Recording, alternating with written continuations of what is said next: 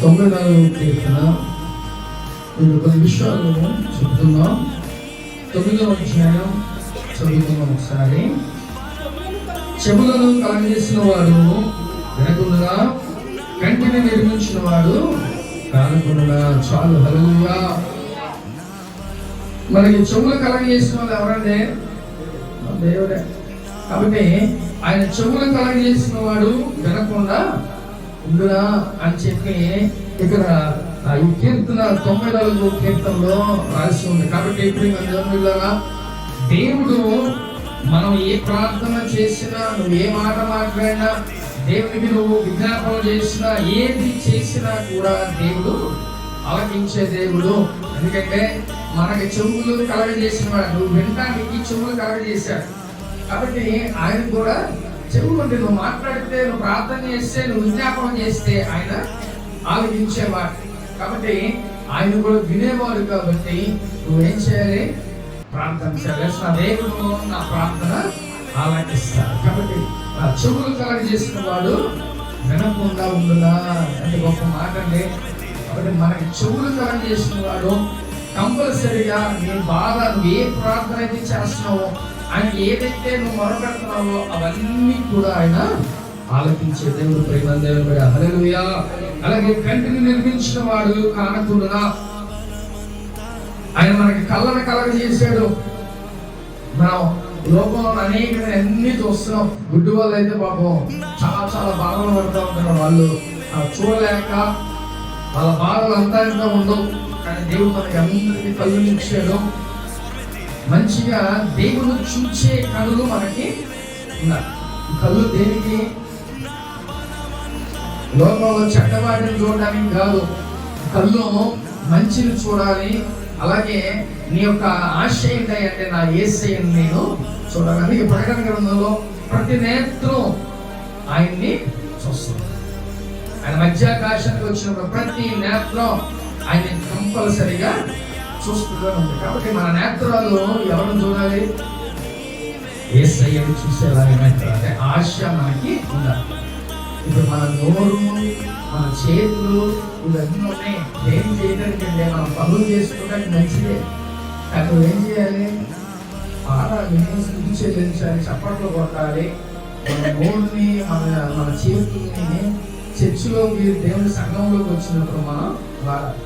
ఏదో మౌనంగా మనం పాడితే ఎంత, పాడకపోతే ఎంత అట్లా అనుకోవద్దు. దయచేసి సంఘంలో మన హల్లెలూయా అని చెప్పన్నా కూడా దగ్గరగా చెప్పేది. మన స్వరాన్ని దేవుని కోసం వాడాలి. మన చేతులు, మన యొక్క శరీరం ప్రతీది కూడా దేవుని కోసం వాడాలి. దేవుని సన్నిధికి వచ్చినప్పుడే దేవుని కోసం మనం వాడబడతాం కదా. మిగతా రోజులు మన పనులు మనం చేసుకుంటాం. దేవుని సన్నిధిలో ఉన్నప్పుడు కూడా మనం ప్రార్థన, మనం చేసే ఆరాధన, లేకపోతే దేవుని స్తుతించేది, నువ్వు స్తుతించకపోతే నీకు నోరు అనవసరమేట. అర్థమవుతుందా? నువ్వు స్తుతించకపోతే రాళ్ళు స్తుతిస్తే అని చెప్పి దేవుడు చెప్తున్నాడు. కాబట్టి నువ్వు స్తుతించకపోతే ఆయనకే నష్టం లేదు. నువ్వు ప్రైజ్ చేస్తే, దేవుని ఆరాధన చేస్తే అది నీకే ఆశీర్వాదం. అందుకనే మనం ఏం చేయాలి? మన నోటిని మనం వాడాలి, మన చేతులు మనం వాడాలి, మన కళ్ళని, ప్రతి దాన్ని మనం వాడేవారిలాగా ఉండాలి. అంతేగాని ఇంట్లో ఉన్నట్టుగా మౌన పోరాటాలు చేసినట్టు ఇక్కడ కూడా చేయమాకండి. మౌన పోరాటాలు బయట చేయండి, ఎలాగో చేసుకోండి.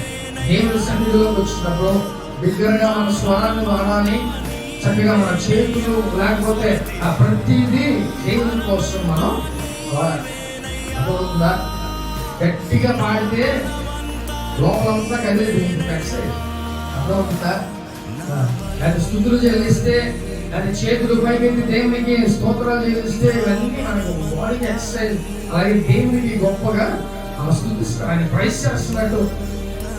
కాబట్టి మన అవయవాలన్నీ కూడా దేవుని కోసం ఒకటి కూడా సాగుతున్నది. లోకపరమైన ఇలా అంటారు, మనిషిలో మాట కొడితే పెద్ద మనసు ఒకసారి చెప్తే దాని మాట ప్రకారం మనం నడుచుకోవాలి.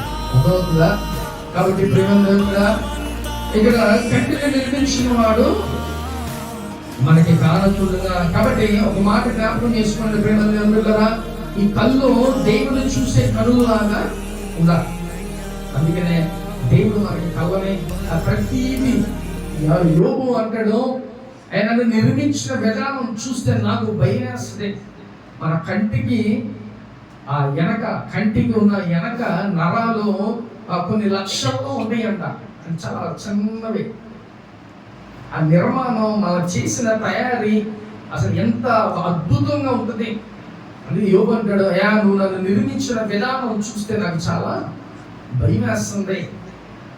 మన లోపల మనం చూడం, మనం ఎప్పుడైనా స్కాన్ తీసుకుంటే తెలిసి మనకి లోపల పేగులు కానీ, లేకపోతే మన నరాలు కానీ, ఎముకలు కానీ, లేకపోతే అనేకమైనవి ఉంటాయి. ఇవి డైలీ మనకు వర్క్ అవుతున్నాయి, డైలీ మనకు పనిచేస్తున్నాయి అంటే అది దేవుని కృప. అదవుతుందా? కాబట్టి మన శరీరం అంతా కూడా దేవుని కోసం మనం వాడబడాలి. ప్రేమ దేవుడు, నువ్వు పనిచేసేటప్పుడు ఒళ్ళు దాచుకుంటే కుదిరిద్దా? అవదు, వంచాల్సిందే. వంచకపోతే మేస్త్రి ఉంచుతాడు. అదవుతుందా? కాబట్టి ప్రేమ దేవుని కూడా దేవుని సన్నిధికి వచ్చినప్పుడు కూడా నీ యొక్క అవయవాలన్నీ కూడా దేవుని కోసం నువ్వు ఉపయోగించాలి. ప్రేమ దేవుని కూడా హల్లెలూయా. కాబట్టి చెవులు కలగ చేసిన వాడు వినకుండా, కంటి నిర్మించిన వాడు కానకుండా. కాబట్టి ప్రతీది కూడా ఆయన చూసే దేవుడు, ప్రతీది కూడా ఆయన వినే దేవుడు. కాబట్టి ఈ మాట జ్ఞాపకం చేసుకొని మనం ఏం చేయాలి? చక్కగా మీరు ప్రార్థన చేయాలి దేవునికి. చక్కగా నువ్వు దేవుణ్ణి ఆరాధన చేయాలి. పరలోకంలో కూడా ఎప్పుడు నిత్యం 24 పెద్దలో దేవదూతలు ఏం చేస్తారంట? కంటిన్యూస్గా అర్థమైనా వాళ్ళకి ఆపండే టిఫిన్లు ఉన్నాయి, ఆపండే భోజనాలు ఉన్నాయి, ఇక కంటిన్యూస్గా వాళ్ళు దేవుణ్ణి స్తుతిస్తూనే ఉంటారు. మన దేవుని సన్నిధికి వచ్చి పొందే వాళ్ళు హల్లెలూయా అనమన్నా మన గొంతులు రావాయా, చేతులు ఎత్తమన్నా చేతులు ఏంటంటే దేవుని మనం ఆరాధన చేయాలి, దేవుని స్తుతించాలి, దేవుని సన్నిధిలో సంతోషంగా మన ప్రతిదీ మన మైండ్లో ఉన్నవన్నీ ఏం చేయాలి? బయట వదిలేయాలి. సెక్షన్ ఇస్తారు బయట మనకున్న అనేకమైన టెన్షన్స్ ఉంటాయి, అనేకమైన బాధలు ఉంటాయి. అందరికీ ఎప్పుడు ఒక వ్యక్తి హ్యాపీగా ఉన్న వ్యక్తి ఉండరు లోకంలో. డబ్బు ఉంటే సమస్యలు ఉంటాయి, లేకపోతే అనేకమైన ఎవరికి ఉండాల్సిన బాధలు వాళ్ళకి ఉంటాయి. కాబట్టి దేవుని సన్నిధిలో క్రైస్తవులుగా మనకి ఒక గొప్ప విశ్వాసం, ఆనందం, సంతోషం ఏంటంటే దేవుని సన్నిధిలోకి వస్తే మనకి సంతోషం ఉండదు. మన బాధలన్నీ దేవుడు మనతో మాట్లాడటం, ఆరాధనలో సంతోషం, దేవుడు మాట్లాడితే మనకున్న భారం అంతా దిగిపోదు. అదే విధంగా దేవుని సన్నిధిలో ప్రశాంతంగా మన మైండ్ అంతా దేవుని వైపే మనం పెట్టుకోవాలి. కాబట్టి ఈరోజు కీర్తనలో దేవుడు ఏం చెప్తున్నాడు? నువ్వు ప్రార్థన చేస్తే, నువ్వు దేవుడితో మాట్లాడితే నేను వింటా అని చెప్తున్నా. అలాగే మీకు కళ్ళు కలగజేసిన వాడిని నేను మిమ్మల్ని చూస్తున్నా.